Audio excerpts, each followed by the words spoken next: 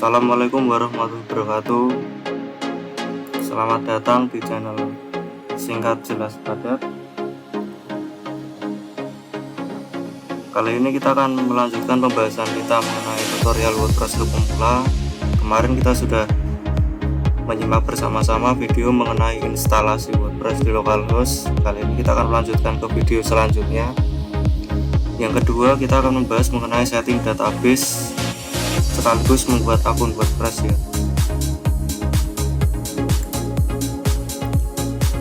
Hal-hal yang perlu dipersiapkan kali ini adalah yang pertama, kita wajib menyalakan local server dulu. Kemarin kita sudah menginstal SAM. Kita langsung saja menyalakan SAM-nya, Apache dan MySQL.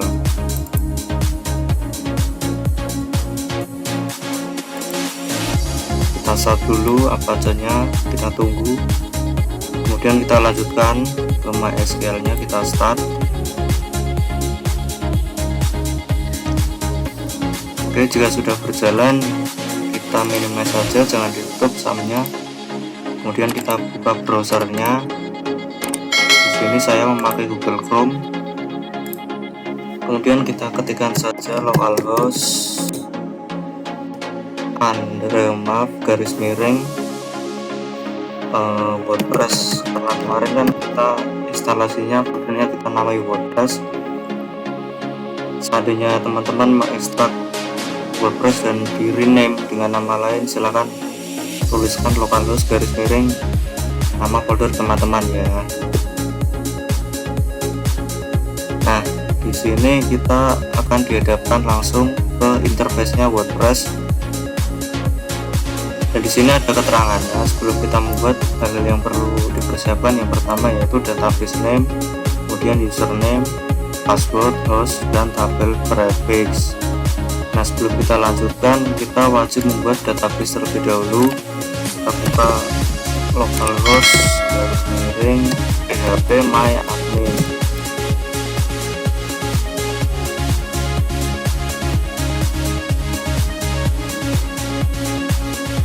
Nah, di sini kita dihadapkan oleh interface-nya dari PHP MyAdmin. PHP MyAdmin sendiri adalah termasuk database jenis MariaDB. Kita di sini sebelum buat WordPress wajib membuat sebuah database yang nantinya akan dipakai untuk dikonfigurasikan dengan WordPress. Nah, kita kembali ke WordPress, kemudian kita klik let's go atau ayo. Nah, di sini kita wajib mengisikan database name, username, password, host, dan tabel prefix. Database name, username, password, dan hostnya kita sesuaikan dengan database kita yang ada di PHP MyAdmin. Untuk itu kita wajib membuat database terlebih dahulu. Caranya yaitu di sini ada menu baru atau new ya dalam bahasa Inggrisnya. Kita klik saja. Kemudian buat basis data kita ketik DB-nya apa yang akan kita pakai nanti. Saya tulis di sini misalkan DB coba, misalkan DB coba ya, database kita akan saya namai dengan DB coba. Kemudian klik saja buat. Nah, di sini akan menandakan bahwa database kita sudah dibuat. Di sebelah kiri di panel tab ini akan terlihat nama dari database yang baru kita buat. Kemudian kita klik DB coba, kita masuk ke hak akses atau privilege. Nah, kita di sini ada pilihan beberapa untuk membuat user, dimana user nanti akan kita pilih untuk mengakses database kita. Kemudian kita add user aja. Kita boleh membuat user baru atau boleh memakai list dari user yang sudah ada. Misalkan di sini ada contoh, ada root, ada test. Misalkan di sini saya add user baru ya, misalnya saya beri nama Ian, misalkan nama saya sendiri. Kemudian kata sandinya di sini teman-teman boleh memilih ini pakai password atau tidak memakai password. Kalau seandainya tidak memakai password, pilih saja no password. Tapi kalau memakai password, gunakan text field. Misalkan di sini Kita buat passwordnya 12345. Kita ulang 12345, atau bisa juga dari PHP MyAdmin ini kita akan dibuatkan otomatis di generate dengan cara kita klik buatkan. Nah, di sini ada generate password, tinggal kita copy saja, kita masukkan ke sini. Tapi di sini saya tidak memakai password dari generate-nya si PHP MyAdmin. Makanya saya isikan passwordnya dengan 12345. Teman-teman bebas mengisi passwordnya apa aja boleh. Kemudian di bawah untuk hak akses global kita wajib mengisi, minimal kita harus memilih salah satu dari checklist di sini ya teman-teman. Kalau saya lebih recommended untuk pilih semua, karena kita nantinya akan all access ke database kita. Kemudian di bawah sendiri klik saja kirim. Nah, di sini pengguna baru telah ditambahkan, kita cek. Nah, di sini sudah ada ya nama Ian, kata sandi ada, privilege all privilege, pemberi izin ya. Dengan kata lain, database kita sudah siap, tinggal kita konekkan ke WordPress-nya. Jangan lupa tadi database-nya kita kasih nama db coba. Di sini database name kita isi dengan database kita, yaitu db coba. Kemudian username sendiri yang tadi adalah nama saya Ian, kemudian passwordnya adalah 12345. Sedangkan database hostnya, karena kita memakai SAM, kita tuliskan saja localhost. Tapi seandainya teman-teman memakai domain atau hosting berbayar atau premium, di sana sudah disediakan sendiri untuk hostnya dan domainnya, maka teman-teman wajib mengisikan database host ini sesuai dengan nama dari domain dan hostingan yang teman-teman beli. Kemudian ini ada tabel prefix. Di sini defaultnya adalah wp_. Prefix ini digunakan untuk pembuatan nama dari setiap tabel di database.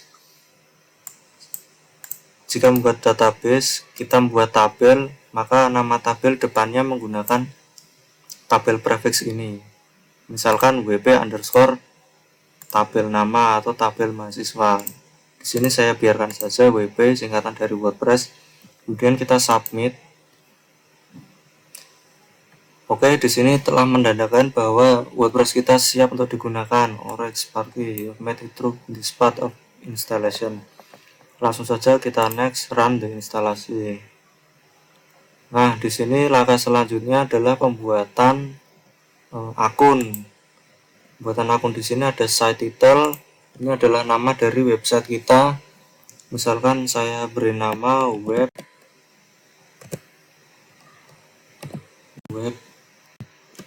coba, misalkan ya web coba. Kemudian username-nya adalah username yang akan kita gunakan untuk login ke akunnya WordPress. Kita kasih saja username nama saya atau Ian user, misalkan Ian user. Passwordnya kita isikan sama mungkin ya 123456 dan underscore Ian user misalkan. Nah, seperti ini. Jangan lupa ya teman-teman, ini harus kita simpan. Jika teman-teman lupa menyimpan, nanti tidak bisa login ke akunnya WordPress.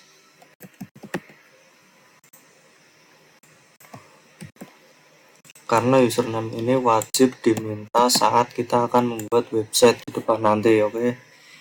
Yang user 123456, kemudian emailnya kita beri yang ini.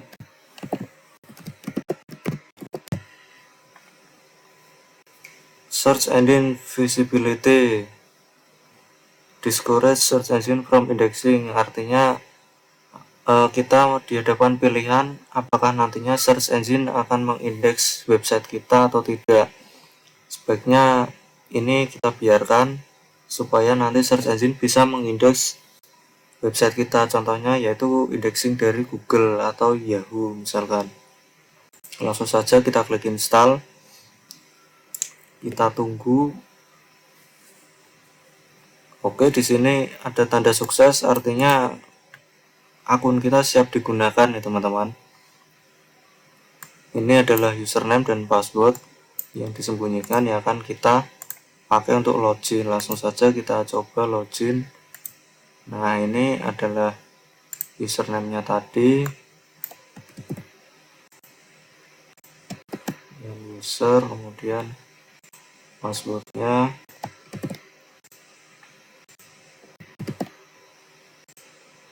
Ini ya, remember, kita login.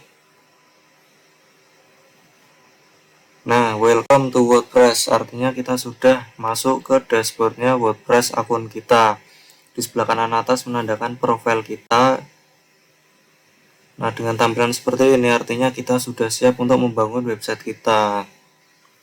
Di sebelah kiri adalah panel menu yang akan kita pakai nanti untuk mengedit apapun, konten, settingan, plugin, dan lain-lain. Yang akan saya perkenalkan kali ini secara singkat ya. Ini mengenai dasar settingan dasar dulu ya teman-teman. Karena website kita nanti wajib kita setting terlebih dahulu sebelum kita mulai untuk membangun. Kita coba ke setting, kemudian kita harus menyeting semuanya. Kita mulai dari setting general dulu. Ini site title tadi, nama web kita, web coba, tagline-nya apa, misalkan di sini adalah mari belajar bersama tentang WordPress. Tagline kita bebas. Kemudian di sini ada WordPress address dan site address. Di sini karena kita menggunakan server lokal, kita isikan saja localhost _WordPress. Jika teman-teman pakai domain atau hosting yang berbayar, silahkan menyesuaikan saja untuk site addressnya. Kemudian email, membership, new user default role, subscriber, time zone kita biarkan. Kemudian date formatnya teman-teman bebas memilih seperti apa, formatnya pakai garis miring atau tidak.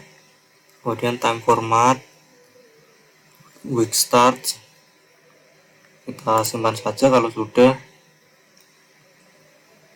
Kemudian kita masuk ke settingan yang kedua, writing atau menulis. Nah, di sini default post kategori. Default post kategori artinya adalah kategori postingan kita jika kita membuat sebuah postingan ya, biasanya berupa artikel atau berita atau apa. Di sini kita unkategoris, artinya kita kategori umum ya, atau tidak berkategori. Kemudian default post format ya, format dari postingan kita apa, standar atau set atau chat atau galeri, bebas. Kemudian ada email untuk postingan kita bebas mengisikannya atau tidak, silakan. Kemudian kita jika sudah simpan saja, kemudian lanjut ke settingan reading atau membaca. Nah, reading ini adalah settingan awal jika kita memiliki postingan berupa artikel, berita, atau yang lain-lain. Di sini ada pilihan Your Homepage Display, artinya adalah menampilkan postingan-postingan kita di halaman depan atau di halaman homepage. Di sini homepage kita mau diisikan apa? Ada pilihannya, yaitu adalah post-post terakhir kita, Your Latest Post, atau kita bisa memilih a static page, artinya adalah sebuah halaman yang statis, seperti kita membuat sebuah halaman beranda seperti itu teman-teman. Ini akan kita bahas di postingan selanjutnya mungkin ya. Kali ini kita tidak akan membahas ini dulu, kita pahami saja settingan awalnya. Kemudian di sini ada blog page show. Jika kita memilih untuk menampilkan postingan kita ada berapa, misalkan kita buat ada 11 atau ada 12 atau minimal 6, terserah ya, bebas. Di sini kita pakai defaultnya saja 10.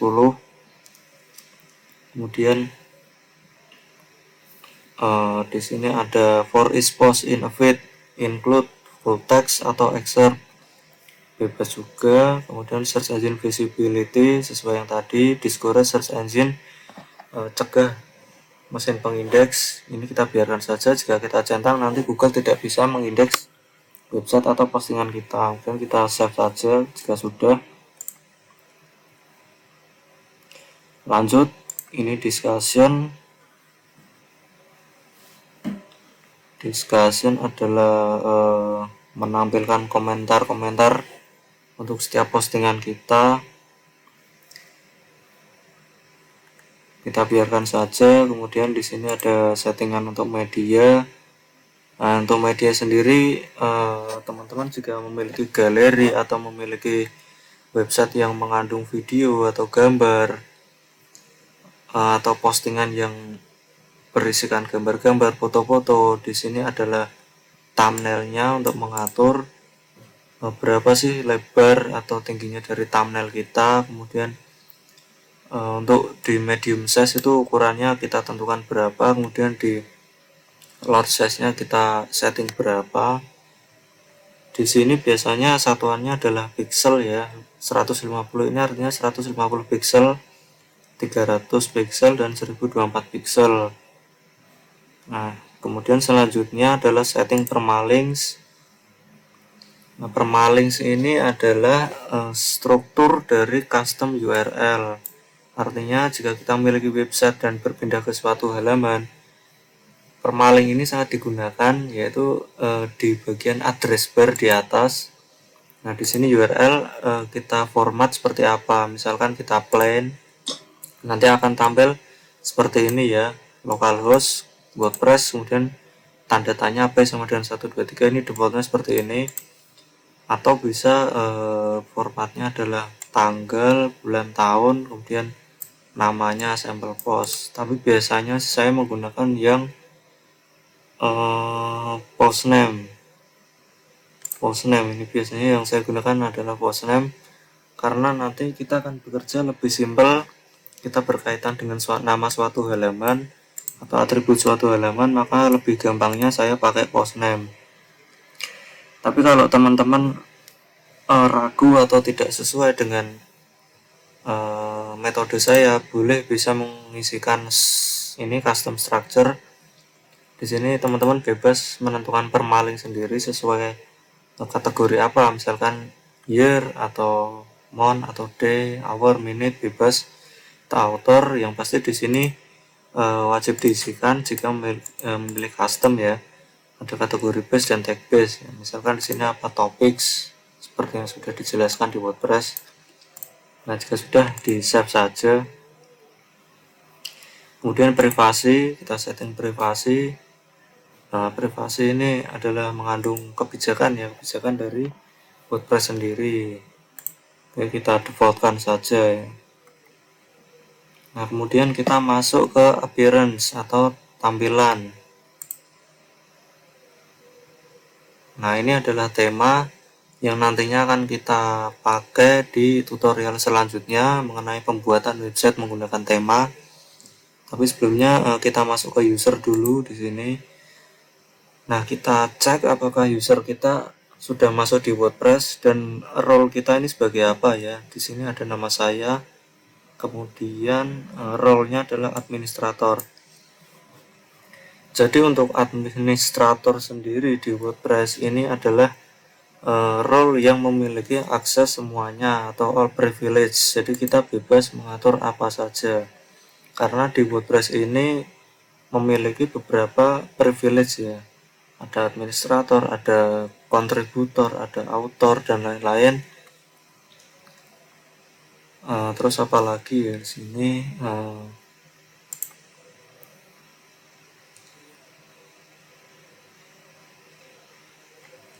Di sebelah kiri ada page. Page ini adalah nanti tempat kita untuk membuat halaman-halaman. Kemudian ada post. Di sini adalah menu untuk kita membuat postingan kita berupa artikel atau berupa inputan media, galeri, dan lain-lain. Sedangkan ini menu media. Ini adalah tempat untuk mengupload image atau video atau audio. Di sini kita bisa mengupload apa saja yang berbau media ya dengan format yang ditentukan oleh WordPress. Kemudian ada plugin juga di sini. Plugin nanti kita akan banyak pakai karena WordPress ini adalah CMS Content Management System yang pastinya berbasis drag and drop. Makanya di sini pasti kita pakai plugin ya yang selalu membantu kita untuk membuat website. Kemudian ada apa ya yang kurang ya?